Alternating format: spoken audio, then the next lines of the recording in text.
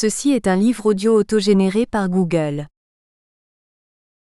Collection Recherche et transformation sociale. DIRIGEE par Manuel Boucher. La production et la valorisation de la recherche dans le champ social, lorsqu'elle combine des dimensions politiques, sociales et déontologiques, génère plusieurs effets.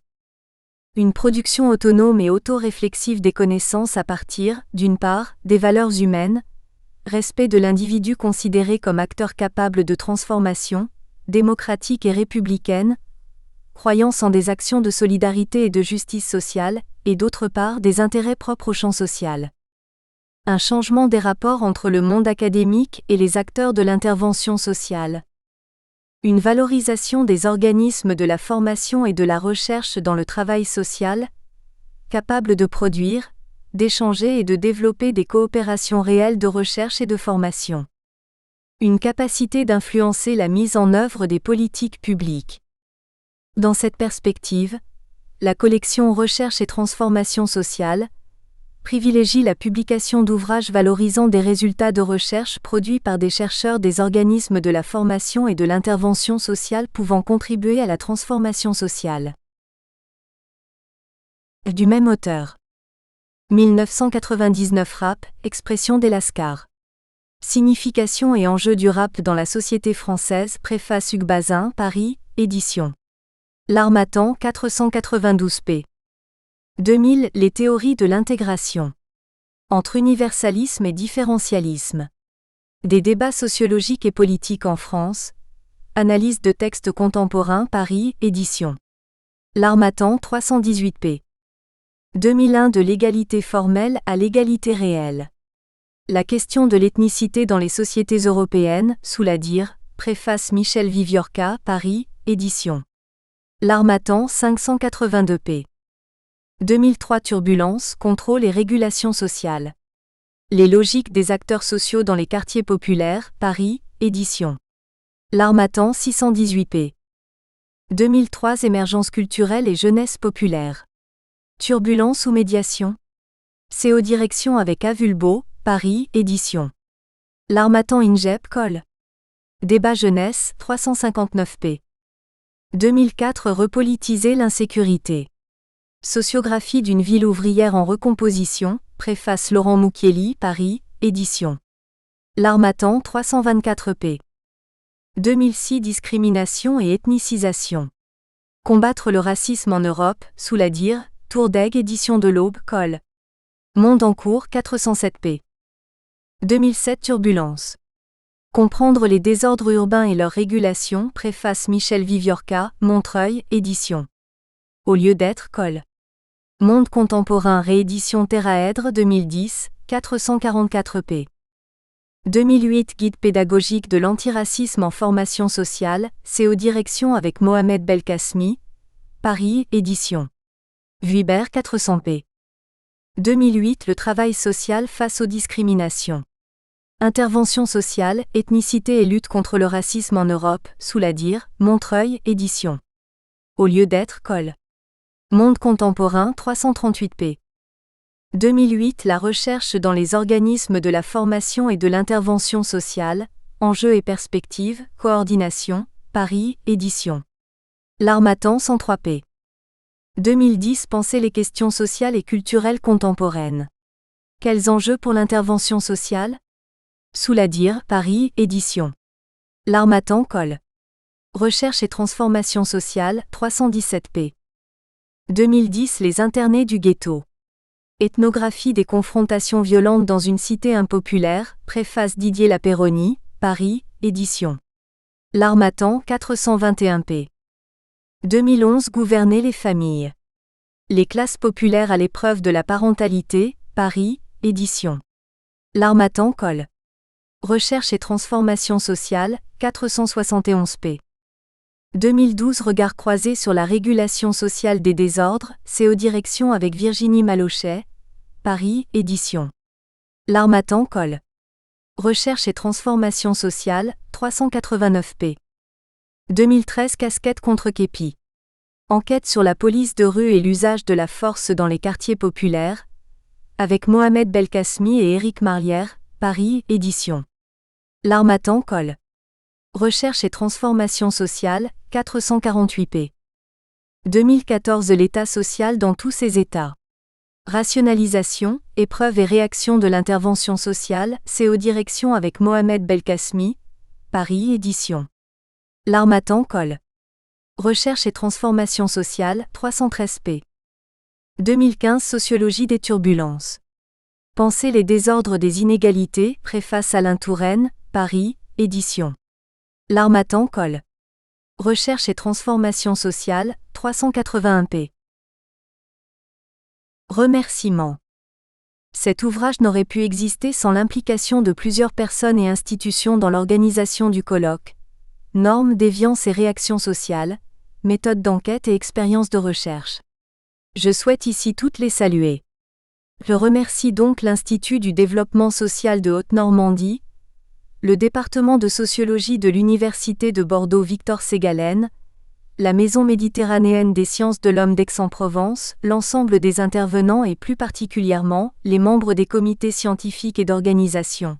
Éric Massé, Université Bordeaux 2, Centre Émile Durkheim, Laurent Moukieli, CNRS, LAM ORDCS, François Santi Institut régional du travail social PACA Corse, Constantinos Delimitsos RT3 AFS Université de Nancy, Emmanuel Langlois Université Bordeaux 2 Centre Émile Durkheim, Candice Martinez RT3 AFS EHESS ACOFIS, Thierry Aublet Université Bordeaux 2 Centre Émile Durkheim, Mohamed Belkacemi l'ERCIDS ACOFIS, Claudio Boltzmann Haute École de Travail Social de Suisse Occidentale, Samuel Bordreuil CNRS LAM, Michel Chauvière CNRS, François Dubay Université de Bordeaux 2 EHESS, Didier Laperroni Université Paris 4 Sorbonne, Virginie Malochet RT3 AFS IAUIDF CESDIP, Hervé Marché LASTES, Université de Nancy, Éric Marlière Université de Lille 3 ACOFIS, Alain Batguet CNRS LAM,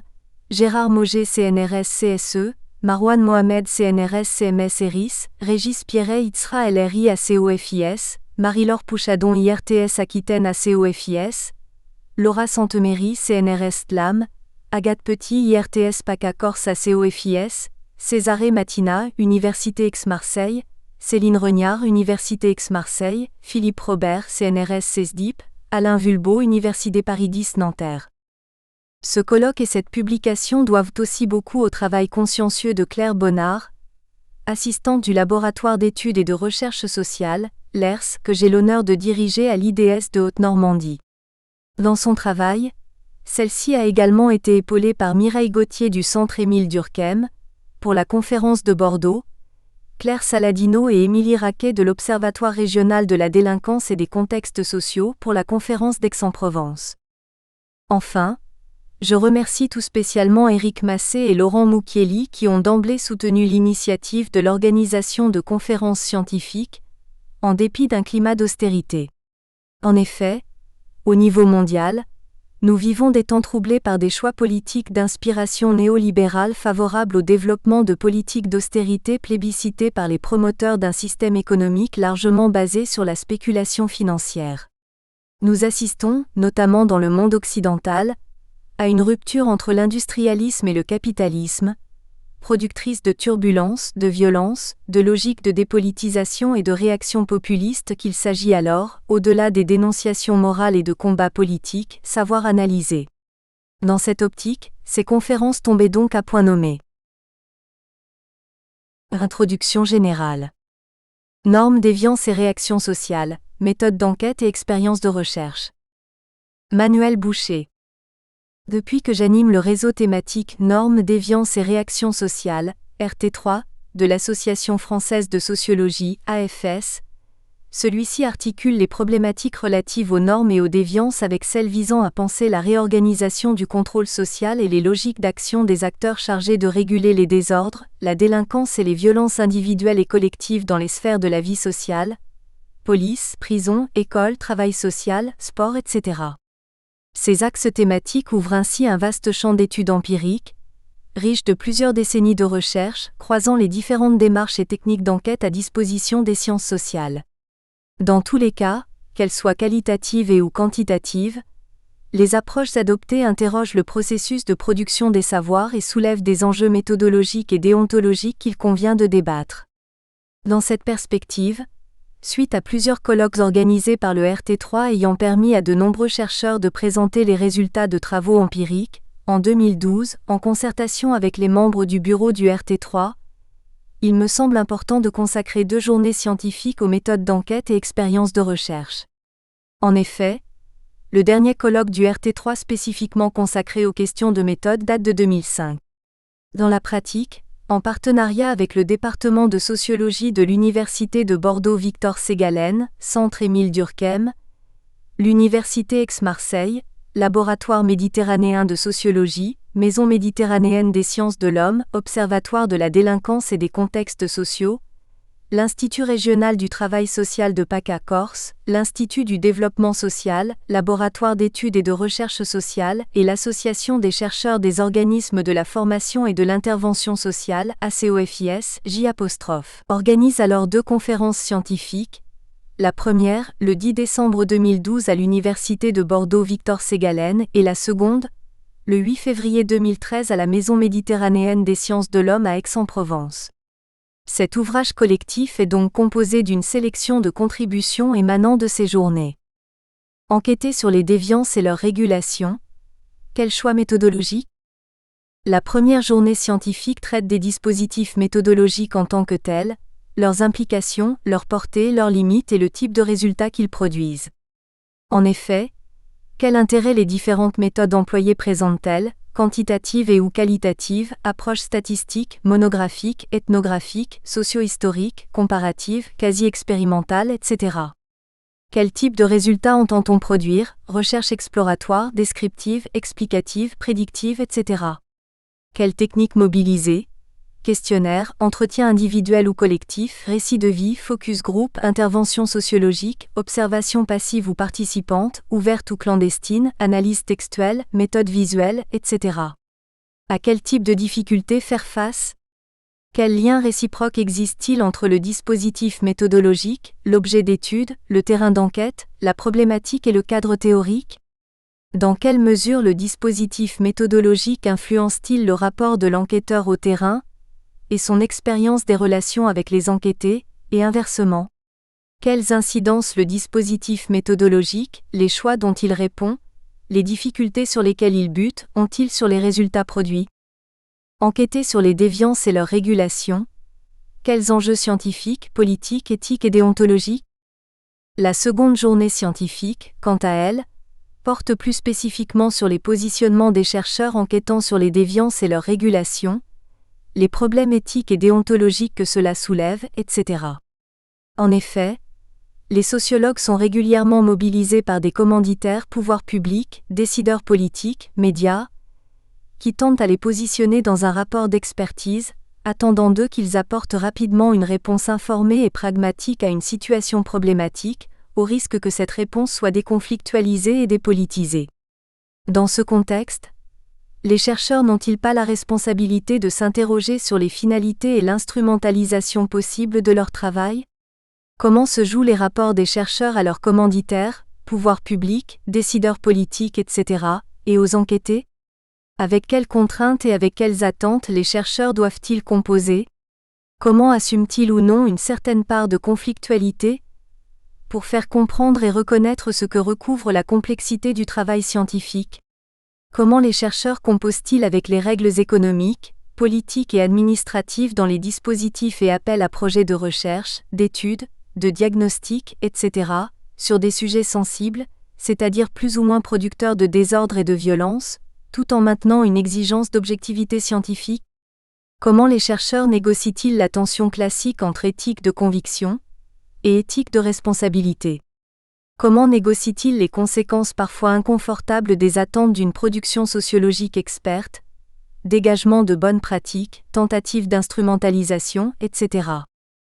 Plus globalement, l'objectif de ces journées, donc de cet ouvrage, est d'ouvrir un espace de réflexion et de débat sur les dispositifs méthodologiques mis en œuvre, les conditions pratiques de réalisation des recherches et les divers problèmes rencontrés, qu'ils soient communs à toute enquête en sciences sociales ou plus spécifiques aux objets qui concernent le RT3. Au sein de ce réseau, nous nous interrogeons. Effectivement, il peut s'avérer délicat d'accéder et d'enquêter sur des milieux déviants, d'interviewer des personnes en situation d'illégalité, d'objectiver des sujets difficiles, à l'instar des phénomènes de délinquance, de désordre et d'insécurité civile et sociale, souvent instrumentalisés dans les espaces politico-médiatiques. Ceci étant, en France, depuis Émile Durkheim, il existe une tradition sociologique sur les déviances et la délinquance mobilisant une diversité de méthodes d'enquête. On pense notamment aux approches quantitatives qui visent à mesurer et à analyser les phénomènes de déviance et de délinquance à partir de données chiffrées, sur la base de sources et de procédés multiples. S'agissant par exemple des faits de délinquance, les statistiques policières et judiciaires fournissent des indicateurs intéressants mais peuvent être difficiles d'accès et présenter de nombreux biais. C'est pourquoi, par-delà les données administratives, les sociologues peuvent s'appuyer sur des enquêtes en population générale, consistant à interroger un échantillon représentatif de personnes sur les infractions dont elles déclarent être les victimes, enquête de victimation, ou les auteurs, enquête de délinquance autodéclarée. On pense aussi aux nombreux travaux qualitatifs consacrés à diverses formes de déviance, à commencer par les monographies de l'École de Chicago. Référence incontournable de la sociologie urbaine, elle combine les méthodes d'investigation, mêlant entretien, observation in situ, analyse documentaire, données statistiques, cartographie, etc. Le travail de terrain y est central et transparaît au travers d'un style d'écriture qui fait la part belle aux extraits d'entretien et aux notes d'observation, aux témoignages des enquêtés, récits de vie, et aux témoignages des enquêteurs eux-mêmes, observations participants. Si pertinente la démarche ethnographique soit-elle pour étudier les groupes déviants, encore faut-il parvenir à les pénétrer et user à cet effet des ficelles du métier. Pour s'y introduire et s'y faire accepter, l'enquêteur peut mobiliser ses réseaux personnels, s'appuyer sur des informateurs privilégiés, nouer des relations de confiance avec les enquêtés dont les travaux désormais classiques de F. Thrasher, W.F. White, H.S. Baker ou Olibo, tout comme des recherches récentes fournissent l'exemple. Parfois même, l'enquêteur doit mener le travail d'observation incognito, au risque d'être rejeté s'il était découvert.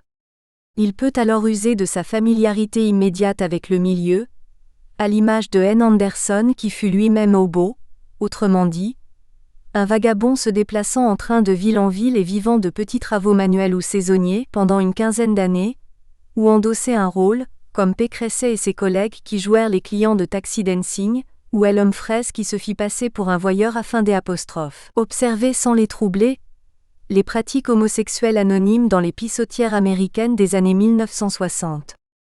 Enquêter sur les milieux déviants et délinquants ne va donc pas de soi, et soulève immanquablement des questions éthiques et déontologiques liées au positionnement de l'enquêteur, à son expérience des relations avec les enquêtés, aux incidences qu'elle peut avoir sur sa vie personnelle, etc. Un travail d'objectivation et de distanciation s'impose, en particulier lorsque le chercheur vit au quotidien dans l'environnement étudié, tel Ph.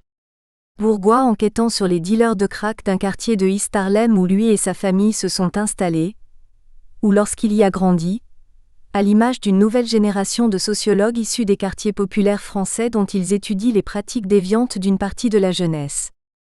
Par-delà les éventuelles connexions personnelles avec le milieu, les choix méthodologiques reflètent la posture de l'enquêteur vis-à-vis des enquêtés en même temps qu'il la conditionne. C'est très net s'agissant des méthodes de groupe telles l'intervention sociologique. Le discours des acteurs entrecroise les analyses des chercheurs. Le travail est co-construit et vise autant à produire des savoirs sociologiques qu'à renforcer les capacités réflexives et d'action des personnes enquêtées. Initialement forgée par A. Touraine, l'intervention sociologique a notamment été utilisée pour étudier les jeunes des banlieues et les familles des quartiers populaires. S'il n'est pas toujours aisé de travailler sur les phénomènes de déviance et de délinquance, il peut être tout aussi difficile d'enquêter sur les dispositifs et les acteurs visant les réguler, quel que soit le champ d'intervention concerné. Éducation, travail social, médiation, institutions pénales, sport, etc. En particulier, il peut s'avérer délicat de conduire des entretiens auprès de hauts responsables maîtres de leur communication sur ces sujets chauds, ou de pénétrer des institutions relativement fermées qui, telles la police ou la prison, cultivent une certaine culture du secret. Pourtant, là encore, force est d'insister sur la somme des recherches menées en ces domaines. Dans le champ de la sociologie de la police par exemple, les travaux de Desmonjardet illustrent bien cette diversité méthodologique.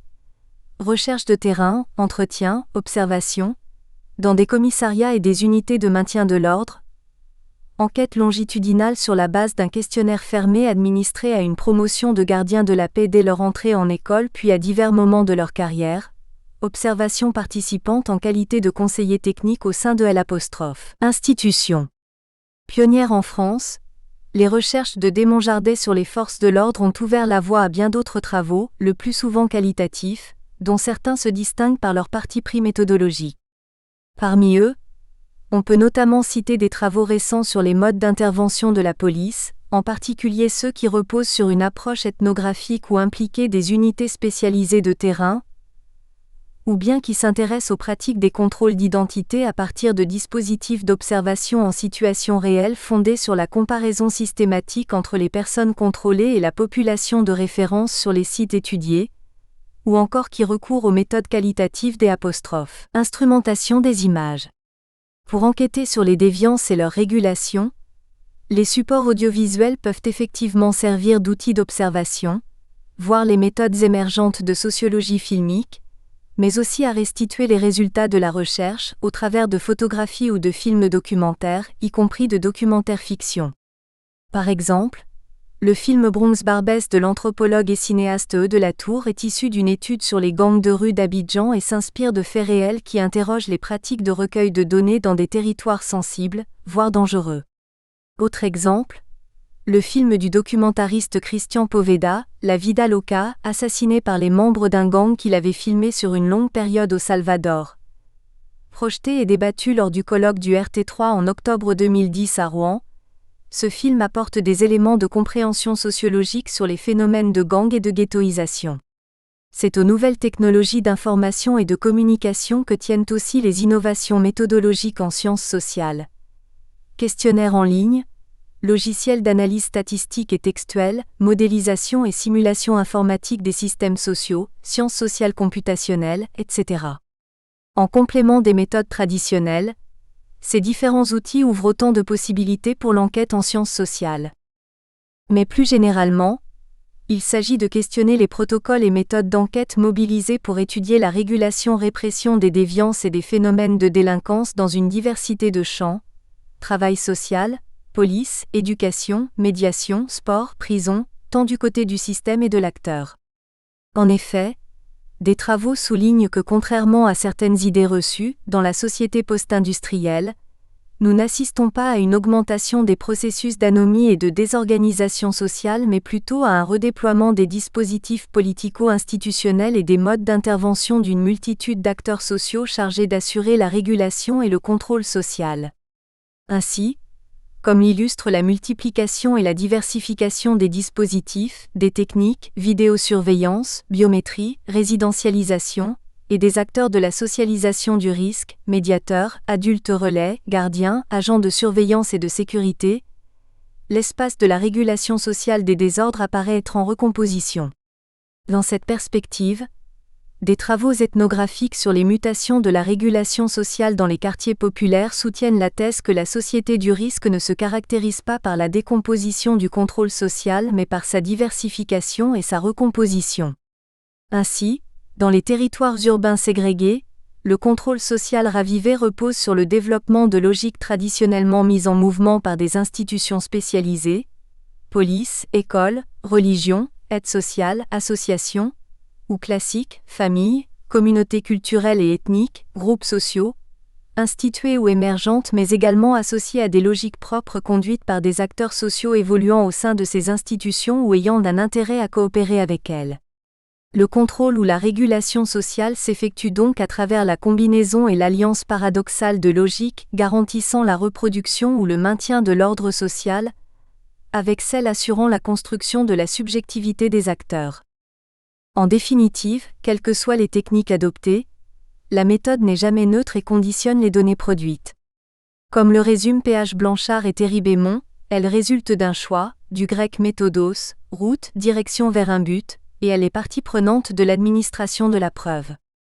Elle n'est ni vraie ni fausse, elle est pertinente ou non pertinente, donc le plus souvent discutable. Discuter des méthodes d'enquête et des expériences de recherche sur les normes, déviances et réactions sociales, tel est l'objectif de cet ouvrage. Par-delà les discours convenus sur la méthode, les chercheurs reviennent sur leurs pratiques effectives. À partir de réflexions théoriques mais aussi d'exemples concrets, ils exposent les conditions réelles de réalisation des enquêtes, les difficultés rencontrées et leurs diverses incidences. Ils explicitent leurs choix plus ou moins contraints, et soulèvent les questions méthodologiques et déontologiques liées à la préparation, au déroulement et à la diffusion d'une recherche sur les déviances et la délinquance. Autrement dit, dans ce livre, dans une perspective réflexive à la fois critique et constructive, on entre dans la cuisine interne des chercheurs. Bibliographie. Anderson, N. 1993-1923, Le Hobo. Sociologie du sans-abri, Paris, édition. Nathan. Baker H.S., 1985-1963, Outsider. Études de sociologie de la déviance, Paris, édition. Métellier. Baker H.S. 2002, Les ficelles du métier. Comment conduire sa recherche en sciences sociales, Paris, édition. La découverte. Boucher Monsieur 2003, Turbulence, contrôle et régulation sociale. Des modèles sécuritaires et démocratiques dans des quartiers impopulaires, Déviance et société, volume 27, numéro 2, pages 161 à 182. Boucher Monsieur 2010A, Turbulence. Comprendre les désordres urbains et leur régulation, préface Michel Viviorca, Paris, édition. Théraèdre. Boucher Monsieur 2010B, Les internés du ghetto. Ethnographie des confrontations violentes dans une cité impopulaire, Paris, édition. L'Harmattan, Col. Recherche et transformation sociale. Boucher Monsieur 2012. Portrait d'un policier de la brigade anticriminalité dans une cité ghetto française. Portrait of a policeman of the brigade anticriminality in a French city ghetto. Champ pénal Penalfield, Nouvelle Revue Internationale de Criminologie, http://champpenal.revue.org/crochet fermant, en ligne, volume 9, 2012, mise en ligne le 30 janvier 2012, consulté le 31 janvier 2012. URL http://champpenal.revue.org/10.214.2.10.4000/champpenal.8214 crochet fermant. Boucher Monsieur avec Belkacemi Monsieur et Marliaré, 2013, casquette contre képi. Police de rue et usage de la force dans les quartiers populaires, Paris, édition. L'Harmattan, Col. Recherche et transformation sociale. Boucher Monsieur, avec Belkacemi Monsieur, Martinez C., Pouchadon Monsieur L. et Éloi Monsieur, 2011, Gouverner les familles. Les classes populaires à l'épreuve de la parentalité, Paris, édition. L'Harmattan, Col. Recherche et transformation sociale. Bourgois PH, 2001, Enquête de respect Le Crack à New York, Paris, édition du Seuil. Chapouli J. Monsieur 2001, La tradition sociologique de Chicago, Paris, édition du Seuil. Coulon A, 1992, L'école de Chicago, Paris, édition. PUF. Cousin et Ruiz, 2010, L'intervention sociologique. Histoire et actualité d'une méthode, Rennes, édition. Pur. Cresset PG, 1932, The Taxidance Hall. A Sociological Study in Commercialized Recreation and City Life, Chicago, University of Chicago Press. Dubf, 1987, La Galère. Jeunes en survie, Paris, édition. Fayard. Fassindé, 2011, La force de l'ordre, Paris, édition du Seuil. Gorissi, Jobaref et Lévière, 2009, Police et minorités visibles. Les contrôles d'identité à Paris, New York, Open Society Justice Initiative. Humphreys, 1970, The Tea-Room Trade Affair. Le commerce d'épiceaudières. Pratique homosexuelle anonyme dans l'Amérique des années 1960, Paris, édition. La découverte 2007. Yurchichinel, 2011, Violence urbaine. Une comparaison, France-Russie, Pologne, thèse de sociologie, Paris, EHESSCADIS. Laurences, 2007, Pourquoi et comment poser les questions qui fâchent ? Réflexion sur les dilemmes récurrents que posent les entretiens avec des imposants, Genèse, volume 4, numéro 69, page 112 à 127. Liboe, 1967, Thalys Corner. A Study of Negro Street Cornermen, Boston, Toronto, London, Little Brown Company. Marlière, 2005, Jeune en cité. Diversité des trajectoires ou destins communs, Paris édition. L'Harmattan Col. Débat jeunesse. Matéli JH et Moina C. 2007, Police, des chiffres et des doutes, Paris édition. Michalon. Mogé G. 2006, Les bandes, le milieu et la bohème populaire. Étude de sociologie de la déviance des jeunes des classes populaires, 1975 à 2005, Paris édition. Belin. Meilleur Monsieur, 2011, pour une sociologie visuelle de la police. Regard, visibilité et médiatisation de la police lausannoise, thèse de sociologie, Nantes, Lausanne. Mohamed Monsieur 2011, La formation des bandes, Paris, édition. PUF. Monjardet D. 1996, Ce que fait la police. Sociologie de la force publique, Paris, édition. La découverte. Monjardet D. Chauvenéa et Orlik F. 1986, Sociologie du travail policier 2. Les CRS, Paris, GST et CEMS. Monjardet D. Chauvenéa, Chav D. et Orlik F. 1984, La police quotidienne, éléments de sociologie du travail policier, Paris, CNRS, GST et CEMS.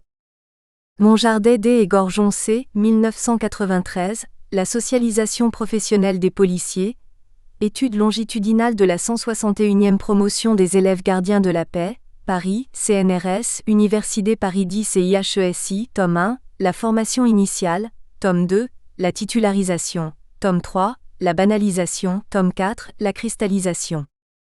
Obleté 2008, Défendre la ville, Paris, édition. PUF. Renaïen 2005, Les gars du coin. Enquête sur une jeunesse rurale, Paris, édition. La découverte. Robert PH et Zobermaner, 2011, Mesurer la délinquance, Paris édition. Presse de Sciences Po. Rocher S, 2001, La délinquance des jeunes. Les 13 à 19 ans racontent leurs délits, Paris édition du Seuil. Sauvadet 2006, Le capital guerrier, Paris, édition. Armand Collin. Chaussée 1930, The Jack Roller. A Delinque Boyson Story, Chicago, University of Chicago Press. Sutherland 2, 1963-1930, Le voleur professionnel, Paris édition. SPES. Tafran N 2007, Le business, une économie souterraine, Paris, édition. PUF. Strasher F 1927, The Gang, Chicago, University of Chicago Press. Touraine A, 1978, La voix et le regard, Paris édition du Seuil. Venkatesh S, 2011, Dans la peau d'un chef de gang, Paris École des loisirs. Whitefoot W, 1995-1943, Street Corner Society. La structure sociale d'un quartier italo-américain, Paris, édition. La découverte. Viviorca Monsieur Dire, 1992, La France raciste, Paris édition du Seuil. Viviorca Monsieur 1999, Violence en France, Paris édition du Seuil. Zoberman R. Dire, 2008, Victimation et insécurité en Europe. Un bilan des enquêtes et de leurs usages, Paris, édition. L'Harmattan. Zoberman R. Dire, 2009, Les enquêtes de délinquance et de déviance auto-reportées en Europe, Paris, édition. L'Harmattan. Première partie, Sociologie de la délinquance et de la déviance. Questions méthodologiques, épistémologiques et politiques. Introduction. Manuel Boucher. Cette première partie est composée de 3 textes. Le premier chapitre comprend une contribution de Philippe Robert, fondateur du RT3, sur la mesure des délinquances. Il s'agit de la réécriture de la communication qu'il a prononcée à Bordeaux dans le cadre de la conférence inaugurale des Journées scientifiques du réseau Normes, déviance et réactions sociales de l'Association française de sociologie. Dans son texte, Robert souligne tout l'intérêt qu'il y a à penser les méthodes couramment utilisées pour étudier les phénomènes de délinquance. En effet, selon l'auteur, les choix méthodologiques opérés pour mesurer les délinquances depuis le XVIIIe siècle représentent un des plus beaux nids de mine méthodologiques de la sociologie de la déviance. En outre, au-delà des difficultés de méthode proprement dites qu'il décrit concernant notamment la production et les précautions d'usage des statistiques judiciaires et policières, des enquêtes de victimation et de multivictimation, la recherche illusoire d'une mesure exhaustive des délinquances qui ferait disparaître le chiffre noir de la délinquance inconnue, la confrontation et la comparaison de données pénales et extra-pénales à échelle nationale et internationale, etc. Dans son texte, Robert souligne que les solutions possibles aux problèmes méthodologiques pour étudier la délinquance, liées à des choix épistémologiques, sont souvent parasitées par des crispations politiques et corporatistes. Le contrôle de la mesure devient un enjeu pour les factions politiques, mais aussi et peut-être surtout pour les lobbies corporatistes. Dans ce contexte, au regard des multiples obstacles techniques, institutionnels et politiques exposés qui nuisent à la mesure des délinquances, Robert affirme alors qu'il revient aux scientifiques de trouver des solutions pour dépasser ces difficultés. Le second chapitre est rédigé par Laurent Mucchielli. Dans une optique pédagogique et synthétique, après un détour épistémologique soulignant que la sociologie de la délinquance s'intègre dans un projet sociologique plus global associé à des principes scientifiques majeurs distinguant le discours sociologique d'autres registres discursifs, politiques, religieux ou du sens commun. Dans son texte, Laurent Mucchielli décrit les principales méthodes quantitatives et qualitatives utilisées en sociologie pour enquêter sur la délinquance en soulignant les points forts et les limites de ces méthodes. Dans une première partie portant sur les méthodes quantitatives, Mucchielli souligne d'abord l'ambivalence de ces méthodes. Les statistiques servent souvent avant tout d'arguments d'autorité. Pour l'auteur, en effet, les statistiques de la délinquance sont convoquées pour servir notamment les intérêts politiques des gouvernants. Néanmoins, pour faire face aux logiques d'instrumentalisation politique des sciences sociales, Mucchielli rappelle que les sociologues ont la nécessité de respecter 3 règles d'or de l'analyse statistique. Obtenir des connaissances sur la construction du chiffre, récolter et comparer plusieurs chiffres pour comprendre le phénomène complexe de la délinquance, prendre en considération que seules les interprétations du chiffre comptent et non pas les chiffres eux-mêmes. Dans ce cadre, Mucchielli décrit alors les 2 principales catégories de données statistiques mobilisées pour mesurer les comportements délinquants. La première catégorie développée est celle des statistiques administratives, autrement dit, il s'agit des statistiques de la police et de la gendarmerie, faits constatés, faits élucidés, les personnes mises en cause, les indicateurs répressifs, et des statistiques judiciaires qui, bien que plus anciennes, sont plus complètes que les précédentes. Néanmoins, dans son texte, Mucchielli ne se contente pas de décrire ces catégories statistiques mais fait la critique de leurs limites et surtout de leur utilisation qui, d'après lui, est bien souvent incohérente. Ainsi, citant l'information des faits élucidés dans la statistique policière, Mucchielli indique que le pourcentage global d'élucidation de l'ensemble des faits constatés est un chiffre qui n'a pas de sens. Il peut être baissé ou augmenté artificiellement, selon que les policiers et les gendarmes ont traité plus ou moins tel ou tel contentieux dans la période concernée. En fait, Mucchielli montre que les statistiques produites par le système répressif ne permettent pas de décrire une quelconque réalité délinquante, mais sont en revanche des instruments d'analyse du système répressif. La seconde catégorie présentée par Mucchielli est celle des enquêtes en population générale. Autrement dit, il s'agit des enquêtes qui n'interrogent pas l'activité des administrations mais directement le vécu et ou le ressenti de la population, à partir d'échantillons représentatifs et de questionnaires élaborés par les chercheurs. Dans la pratique, 2 types d'enquêtes sont rapportées. La première est l'enquête de victimation, qui interroge anonymement des personnes sur ce qu'elles ont pu éventuellement subir. La seconde est l'enquête de délinquance autodéclarée ou auto-reportée, qui interroge anonymement des personnes sur leurs éventuels comportements déviants et délinquants. En effet, selon Mucchielli, même si ces types d'enquêtes ne sont pas irréprochables, elles constituent néanmoins une révolution scientifique, en particulier, elles démontrent l'impasse que constitue l'opposition des figures de victimes et de délinquants.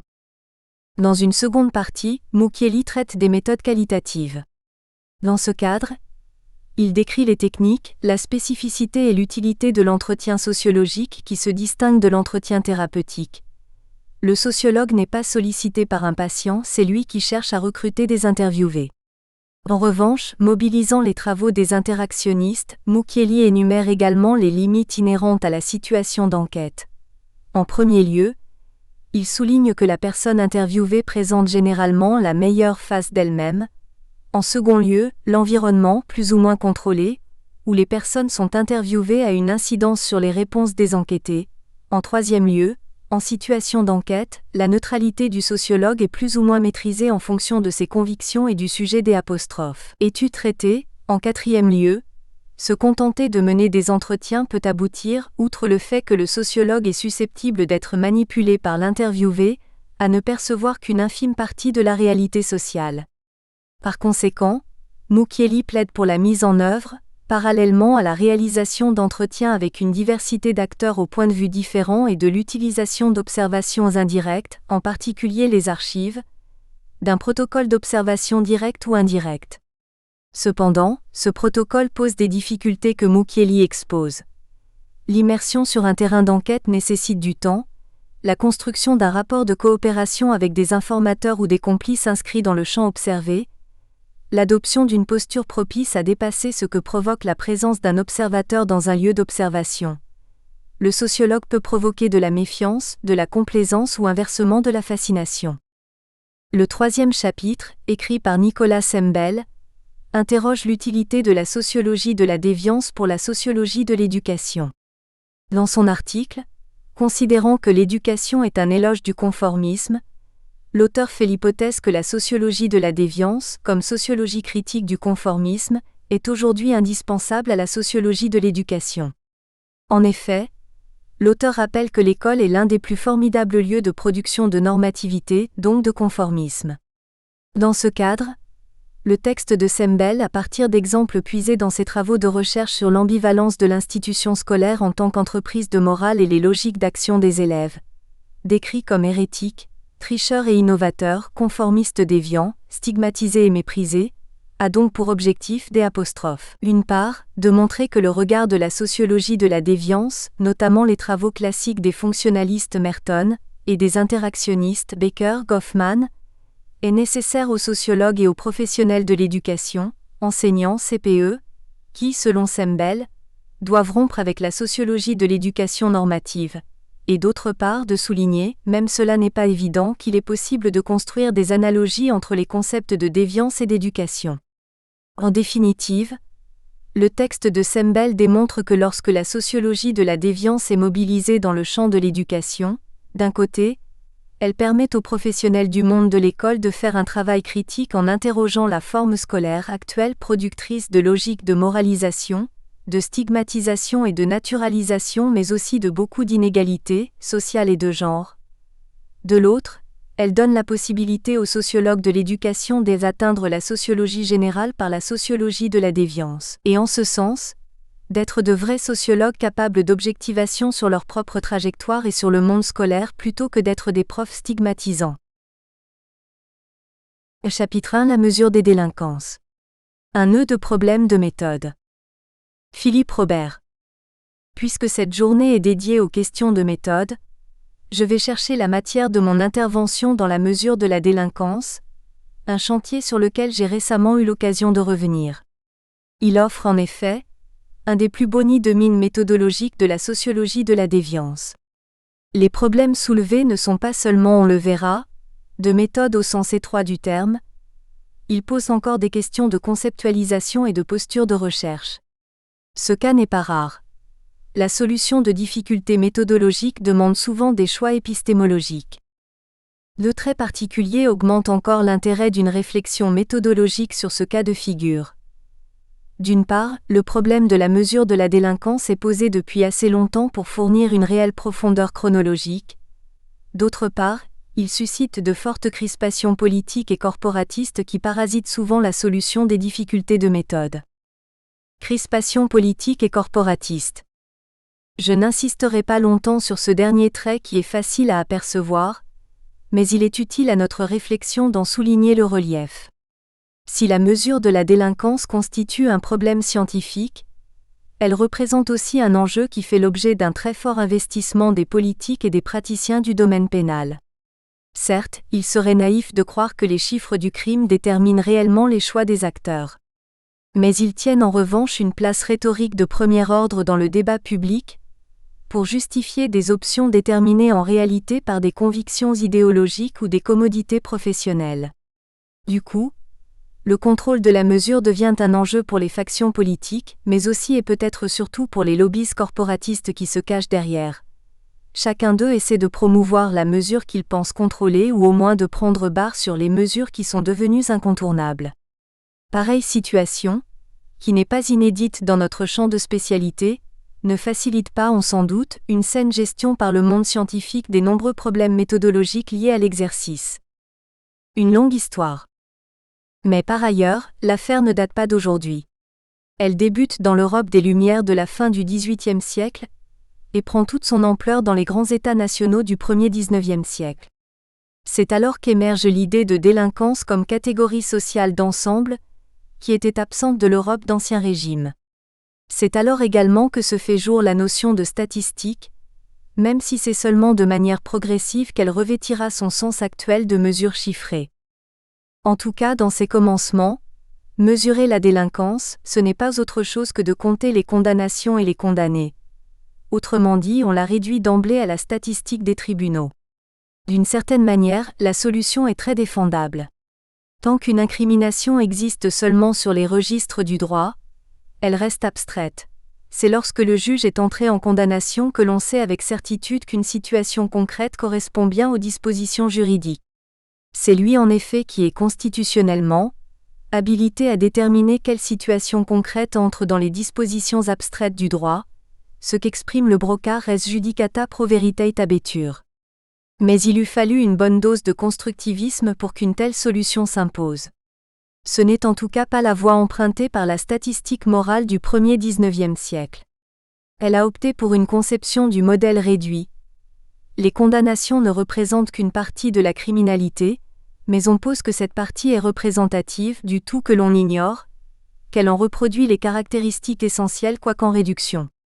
Après avoir à grand mal formulé ce postulat, pompeusement baptisé par les criminologues d'alors loi des rapports constants entre criminalité jugée, connue et commise, de longtemps on va en rester là, parce qu'il n'existe pas d'autre mesure disponible que la statistique judiciaire. Pour cacher l'arbitraire de ce postulat, on se borne pendant des décennies à des moulinets verbaux autour du Dunkelziffer, ce qui manquerait à la délinquance connue pour égaler celle qui est commise, sans se demander si une infraction éventuellement commise constitue la même chose qu'une autre qui a été bel et bien jugée, et si l'on peut les additionner sans autre forme de procès.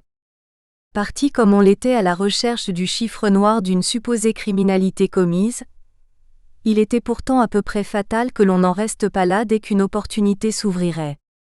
Et en effet, la remontée vers l'amont a débuté aussitôt que le système pénal s'est suffisamment complexifié pour offrir des alternatives au seul comptage de condamnation. Le changement le plus notable a été la promotion des comptages policiers comme mesure de la délinquance, au détriment des statistiques judiciaires, au motif qu'il valait mieux placer le compteur le plus en amont possible du processus pénal, de manière à l'approcher au plus près de la commission du crime lui-même. Une telle substitution s'est opérée aisément dans des pays qui ne disposaient pas d'une solide statistique judiciaire. Les choses n'ont pas été aussi faciles dans les pays d'Europe continentale. Ainsi, dans le cas français, il a fallu à la fois que le ministère de la Justice déserte le champ de la mesure de la délinquance en abandonnant, lors de la création d'un service statistique ministériel, SSM, la tradition du compte général, et qu'une statistique de police émerge pour de bon, une conjonction qui s'est réalisée seulement au cours de la décennie 1970. Mais à ce moment-là, cette manière de mesurer la délinquance par les comptages policiers était déjà dépassée. De longtemps, on avait cru que la course à la poursuite du chiffre noir de la délinquance commise s'arrêterait fatalement à l'amont des institutions pénales. S'affranchir des limites institutionnelles paraissait inimaginable. Le développement des enquêtes sur échantillons de population, leur insertion dans la boîte à outils des politiques publiques ont permis de franchir l'obstacle. Interroger ceux qui s'estimaient victimes permettait de s'approcher de la mythique criminalité commise de manière bien plus performante que n'importe quel comptage policier.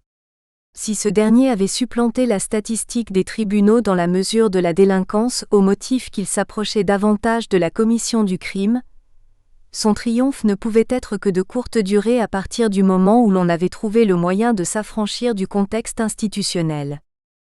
Demander aux membres d'un échantillon de population qui avait été victime de tel ou tel délit pendant une période donnée, l'exercice n'était au fond pas plus difficile que de demander à des enquêtés pour qui ils voteraient, ou à un échantillon de fermiers quelle était leur production de céréales.